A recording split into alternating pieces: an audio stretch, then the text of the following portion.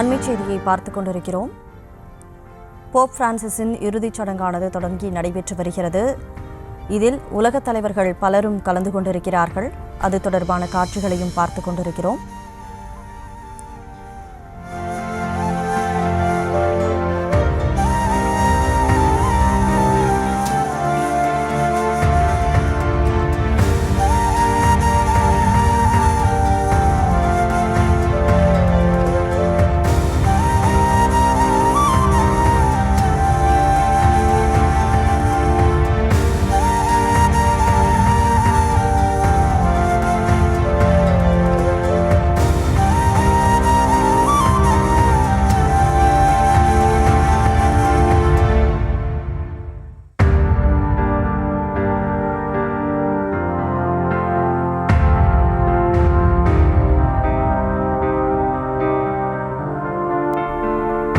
கூடுதல் விவரங்களோடு செய்தியாளர் மதியழகன் இணைப்பில் இருக்கிறார். மதியழகன், வணக்கம். தற்போது போப் பிரான்சிஸ் உடைய இறுதிச் சடங்கு தொடங்கி நடைபெற்றுக் கொண்டிருக்கிறது. உலகத் தலைவர்கள் யாரெல்லாம் கலந்து கொண்டிருக்கிறார்கள்? இந்த இறுதிச் சடங்கு குறித்த முழு விவரங்களை பதிவு செய்யலாம். உலக கத்தோலிக்க திருச்சபையினுடைய தலைவராக இருந்த போப் பிரான்சிஸ் அண்மையில் உடல்நலக் குறைவால் உயிரிழந்தார். அவரினுடைய உடலுக்கு ஏற்கனவே பல்வேறு உலக தலைவர்களும் உலகம் முழுவதிலும் இருக்கக்கூடிய மக்கள் திரண்டு வந்து போப்பினுடைய உடலுக்கு அஞ்சலி செலுத்திய நிலையில் தற்பொழுது அவரினுடைய அந்த இறுதி சடங்கானது தொடங்கி இருக்கிறது. வேட்டிக்கனில் அதற்கான தற்பொழுது அந்த இறுதி சடங்கானது நடைபெற்று வருகிறது.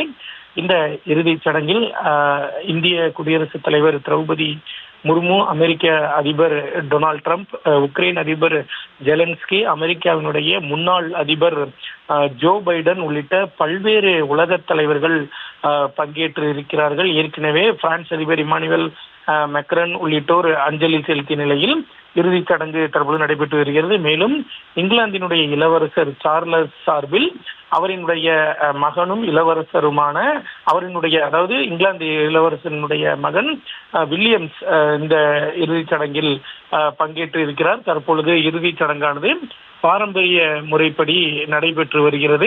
மொத்தம் 50 நாடுகளை சேர்ந்த உலக தலைவர்கள் பங்கேற்று இருப்பதாக தெரிவிக்கப்பட்டு இருக்கிறது. அதாவது போப்பினுடைய உடலானது தற்பொழுது அந்த பெட்டியில் வைத்து அதற்கான இறுதிச் சடங்குகள் வைக்கப்பட்டு இருக்கின்றன. அந்த போப்பினுடைய உடலானது தற்பொழுது அந்த இறுதிச் சடங்கு நடைபெறக்கூடிய இடத்திலிருந்து 4 கிலோமீட்டர் தொலைவில், அதாவது செயின்ட் பீட்டர்ஸ் தேவாலயத்தில் இருந்து 4 கிலோமீட்டர் தொலைவில் இருக்கக்கூடிய ஒரு பகுதியில் தான் போப்பினுடைய உடலானது அவரது விருப்பப்படி தகனம் செய்யப்பட இருக்கிறது. எனவே அந்த இறுதிச் சடங்குகள் எல்லாம் முடிந்து அந்த அதாவது அவரினுடைய உடல் புதைக்கப்படக்கூடிய அந்த இடத்திற்கு கொண்டு செல்லும், அந்த தகனம் செய்யக்கூடிய அந்த இடத்திற்கு கொண்டு செல்லப்படும் வரை அந்த அதாவது போப்பினுடைய உடல் வைக்கப்பட்டிருக்கக்கூடிய அந்த பெட்டி என்பது அவரினுடைய முகம் தெரியக்கூடிய வகையில் அதற்கான ஏற்பாடுகள் செய்யப்பட்டிருக்கின்றன.